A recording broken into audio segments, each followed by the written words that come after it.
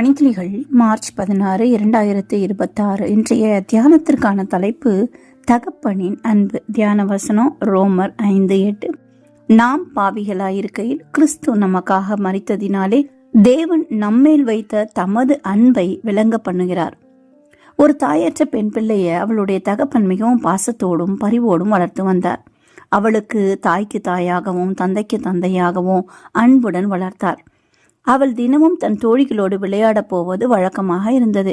ஆனால் ஒரு நாள் மகளை பார்த்து, நீ இன்று வெளியே விளையாடப் போகக்கூடாது என்று அப்பா கூறினார்.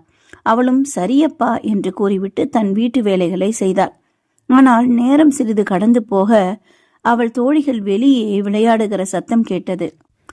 அவளால் உள்ளே உட்கார்ந்திருக்க முடியவில்லை.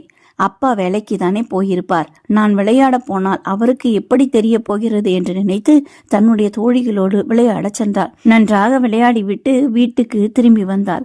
வருகிற வழியில ஒரு சிறு விபத்து நடந்தது.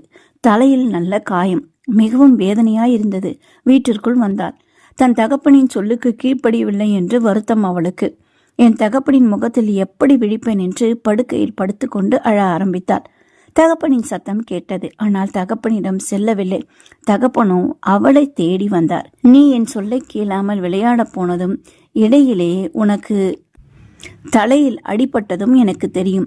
நீயே என்னிடம் வருவாய் என காத்திருந்தேன், ஆனால் நீயோ வரவில்லை என்று கூறி அவளிடம் வந்து அவளை கட்டி அணைத்து அவளுடைய காயங்களுக்கு மருந்து கட்டிவிட்டார். அவளோ தகப்பனின் கழுத்தை கட்டி கொண்டு அழுது மன்னிப்பு கேட்டு தகப்பனின் அன்பிற்காய் நன்றி செலுத்தினார். பிரியமான சகோதரனே, சகோதரியே, அநேக வேளைகளில் நாமோ தேவனுடைய சொல்லுக்கு கீழ்ப்படியாமல் நம் மனம் போன போக்கில் வாழ்கிறோம். பின் பிரச்சனைக்குள் மாட்டி அடிபட்டு துக்கத்தோடும் துயரத்தோடும் வேதனையை சகித்து கொண்டு அழுது கொண்டிருக்கிறோம்.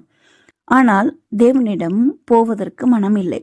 ஏனென்றால் நம் பரம தகப்பன் நம்மை ஏற்றுக்கொள்ள மாட்டாரோ என்ற சந்தேகம். நம் பரமபிதா நம்மை ஏற்றுக்கொள்வாரோ ஏற்றுக்கொள்ள மாட்டாரோ, மன்னிப்பாரோ மன்னிக்க மாட்டாரோ என்ற சந்தேகம். ஆனால் நம்முடைய தேவன் ஒவ்வொரு நாளும் நம்மை தேடி வருகிறார். நாம் அவருடைய பிள்ளையாக இருப்பதினால் மாத்திரமே அவர் நம்மேல் அன்பு கூர்ந்து நம்மை தேடி வருகிறார். நாம் நம்முடைய பாவங்களில் மரித்தவர்களாயிருந்தோம். அப்போதும் அவர் நம்மை நேசித்தார், நமக்காக ஜீவனையும் கொடுத்தார். ரோமான் 1:12 அவருடைய பிள்ளைகளாகும்படி நமக்கு அதிகாரம் கொடுத்தார் என்று வாசிக்கிறோம். நித்திய ஜீவனை அடையும்படி தம்மையே நமக்காக தந்த நம் தகப்பனின் அன்பு எவ்வளவு பெரியது! அவருடைய அன்பை ஒவ்வொரு நாளும் ருசி பார்ப்போம். தேவன் நம்மை ஆசீர்வதிப்பார். இந்த நாள் உங்களுக்கு இனிய நாளாயிருக்கட்டும்.